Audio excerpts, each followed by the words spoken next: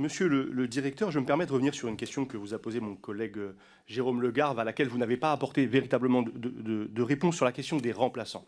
C'est une question qui me paraît fondamentale en temps normal, puisqu'il en manque beaucoup dans notre pays, et plus encore en cette rentrée difficile, avec une pénurie d'enseignants qui, je crois, vous interrogiez ces causes. Je crois que nous pouvons les résumer en un terme, le blanquerisme. Mais je ne vais pas rentrer là dans le détail de l'analyse que je fais du bilan du précédent ministre de l'Éducation nationale. Mes questions précises.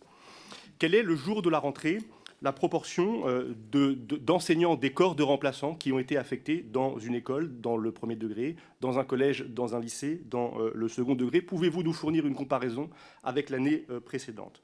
Faites-vous un lien?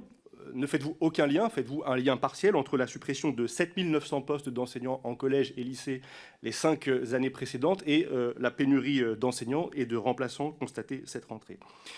Mesurez-vous dès aujourd'hui des démissions chez les enseignants contractuels qui ont été recrutés, vous le savez, dans des conditions lamentables, un entretien de 30 minutes et qui n'ont aucun accompagnement? Enfin, faites-vous des anticipations sur un manque de remplaçants qui pourrait arriver dans les semaines qui viennent et quelles réponses prévoyez-vous d'y apporter? Je vous remercie.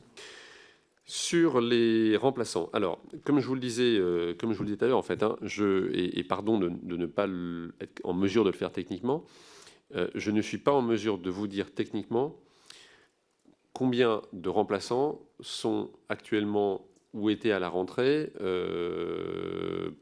directement affectés devant une classe en remplacement d'un professeur absent. Ça, je me tourne vers mon voisin qui est mon chef de service et qui a la plus fine connaissance technique de tout ça. Nos outils ne nous permettent pas au niveau national de savoir ce genre de choses, en tout cas pas à la DGESCO.